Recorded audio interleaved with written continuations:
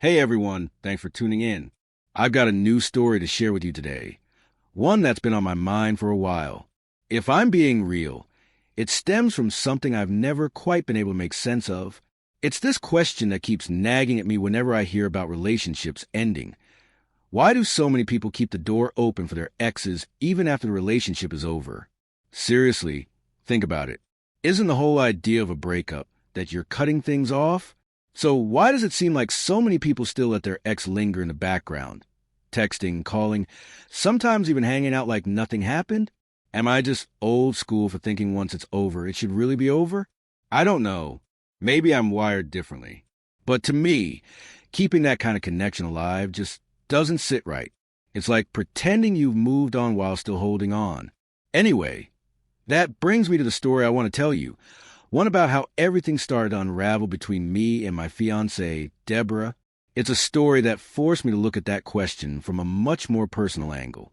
Let me start from the beginning. I've known Deborah for a long time, way before we ever dated. Back then, she was stuck in a really toxic relationship with a guy who, let's just say, was not a good person. I won't use his real name, but he was the kind of guy who made you walk on eggshells all the time, 1 minute yelling, the next cold and distant. And sometimes, well, it was worse than that. I saw what she went through. Even though I wasn't directly involved, I never tried to interfere or play the hero. I knew she had to come to that decision on her own. Eventually, she did. It was messy. It was painful. But she left him. When she walked away from that relationship, she wasn't the same. You could see in her eyes how lost and fragile she felt. But I was there for her. Not trying to start something romantic, just being someone she could lean on. A few months later, when she finally started to find her footing again, I asked her out. To my surprise, she said yes. Things moved fast after that. Maybe because we already had this emotional foundation, or maybe because we both knew what we didn't want in a partner. We fell for each other hard, and within a year and a half, we were engaged. It felt right, like the natural next step. We decided to move in together, since we were basically inseparable anyway. Honestly, those first few months of living together were some of the happiest I can remember. We cooked meals, watched shows late into the night, took walks around the neighborhood. All of it felt so grounded and good. I really believed we were building something lasting. But as you can probably guess, things didn't stay perfect. It started on a normal evening. I couldn't find my phone. Checked the kitchen, under the couch cushions, behind the pillows, all the usual spots. Nothing. So I grabbed Deborah's phone to call mine and make it ring. Totally innocent move. But when I opened her call log to dial, something popped out at me. Her ex's name right there in the recent calls. It wasn't even from long ago, just a few days back. That hit me like a punch to the gut. This wasn't just some old contact saved in her phone. They'd actually been talking. I opened the messages, hoping I had misread something, hoping there was some reasonable explanation. But nope. They'd been texting back and forth like old friends. That didn't make sense to me. Not after everything she told me. Not after everything he'd done to her. I walked into the bedroom where she was lying down and asked her straight up, "Why are you still talking to him?" She looked startled at first, clearly caught off guard, but she didn't deny it. She just said it was harmless, that they were talking casually, that he just checked in. I told her exactly how I felt, that it made me uncomfortable, that it crossed a line. She had told me she was done with him, that he was in the past, that what he put her through was unforgivable. She looked at me and said, "If it makes you feel better, I'll cut off contact. I don't want this to come between us." That gave me a bit of relief. I figured maybe I was overthinking it. Maybe it really was just a brief slip. Now, things could go back to normal, but they didn't. In the weeks that followed, I started noticing little changes. Deborah, who used to be pretty relaxed about her phone, suddenly became super protective of it. She never put it down, not even to go to the bathroom. She'd be folding laundry with the phone in her pocket. If she stepped into another room, the phone went with her. At first, I tried to brush it off. Everyone's glued to their phones these days, right? Still, something didn't feel right. The energy had shifted.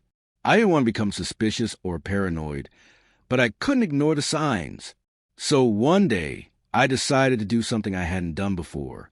I headed home on my lunch break unannounced to grab a hard drive I had forgotten. That morning, I had left the house earlier than usual because I had a couple of things to handle at work and needed that specific hard drive for a meeting later in the day. Normally, if I needed to stop by the house during the day, I'd give Deborah a quick call out of courtesy, just a heads up. But that day, I didn't bother. I figured I'd pop in, grab the drive, and be on my way. No need to make it into a big thing. I got to the house, found the drive, and was already halfway out the door when I thought, you know what? I could use a coffee. There's this little cafe a few blocks from home, a place I went often. I drove over, parked, went inside, nodded to the girl behind the counter, and ordered my usual. A few minutes later, drink in hand, I turned to head out, and that's when I saw them. Deborah was sitting in the corner with her ex. At first, it didn't even register. They were caught up in their conversation and hadn't noticed me. I stood there for a moment, watching them. Then, I walked over to their table. I looked right at her and simply said, "Don't come home." She looked stunned, like I was speaking a foreign language. Her mouth opened slightly, but no words came. I didn't wait for an explanation. I turned and walked out, got in my car, and drove off. Honestly, I couldn't even tell you how the rest of that day went. I was there physically, but mentally, I was somewhere else entirely. That evening when I came home, she was already there waiting. The moment she saw me, she stood and started explaining, said her ex was going through something personal and had reached out needing someone to talk to. She told me she was just being supportive, that it wasn't anything inappropriate, that it wasn't what I thought. She painted it like some selfless act I should be proud of, as if helping this man she claimed she cut off was some kind of noble thing. I let her speak. I didn't interrupt. When she was done, I asked the one question that truly mattered. "Didn't you promise me you were done talking to him?" She paused just a second, but long enough. That silence said more than any excuse she could have made. Before she could even say anything, I asked again, "So, what are you doing with him now?" She started scrambling, fumbling for words, trying to shape another excuse. I didn't need to hear it. I didn't want to. To me, it was simple. When you're in a committed relationship, you don't keep emotional doors cracked open for someone else. That's not commitment. That's convenience. Yes, I told her flat out, if she wasn't over him, then it was too dangerous for me to keep investing in someone whose heart might still belong elsewhere. Her face contorted like she didn't understand. But she did. She just didn't expect me to say it out loud. I told her, "Go be with him if he's that important to you." She broke down in tears, told me she never meant to hurt me, that she didn't know how to explain it, begged me not to end things, but I was done.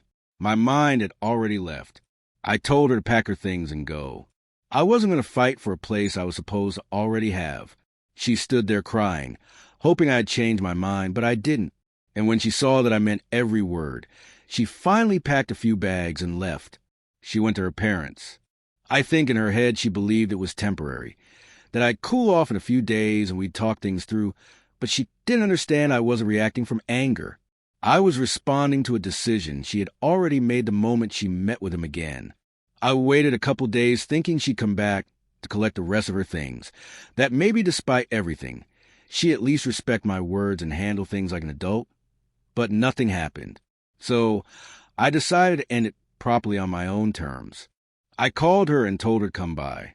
I think she assumed this was a part where I came to my senses, where I'd be reasonable.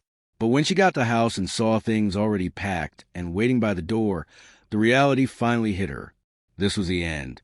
She called, but I didn't answer. There was nothing left to say. Then the messages started rolling in, first sad, then angry. She tried to hurt me the way she was hurting, called me insecure, said I was controlling, said I couldn't handle a strong woman. And then, of course, the final jab, told me her ex was better than me. I read them, but I didn't bite. I replied just once, "Go be with him." And that was it. No more calls, no more arguments, just silence. After everything, I had a lot of time to sit with myself and reflect not just on Deborah, but on the whole situation. And if I'm honest, I felt two things at the same time, sadness and relief. Sadness because I really wanted it to work. I was committed, saw a future with her. But also relief because I finally saw things clearly, not how I wish they were, but how they really were. Looking back, I came away with a few lessons. Lessons I think anyone in a relationship should keep in mind. First, trust is everything. Once it's broken, you can try to patch things up, but it's like taping together a shattered mirror. You'll still see the cracks, and you'll keep getting cut in the same places. Second, set your boundaries early. If something doesn't feel right, say it. Don't wait, hoping love will fix it. I should have drawn the line the moment I saw her texting him. Instead, I gave her space, thinking she'd choose me on her own. That was a mistake. Third, actions always speak louder than words. Anyone can promise you anything. What matters is what they do. She said she cut him off, but she didn't. That said everything I needed to know. Fourth, emotional independence is key. You can't build a future with someone who's still tethered to their past. It's like trying to run a race while someone's got a grip on your ankle. You're never going to make it far. And lastly, sometimes walking away is the only thing left to do. It hurts, yeah, but staying in something broken, hoping it'll heal itself, hurts more. I didn't want to end things, but I wasn't about to lose myself trying to hold on to someone who wasn't holding on to me in the same way. So that's my story. If you were in my shoes, what would you have done? Did I make the right call, or should I have given her another chance? Because at the end of the day, relationships are about choices. You choose to trust. You choose to protect that trust. And if someone chooses to break it, then sometimes the only choice left is to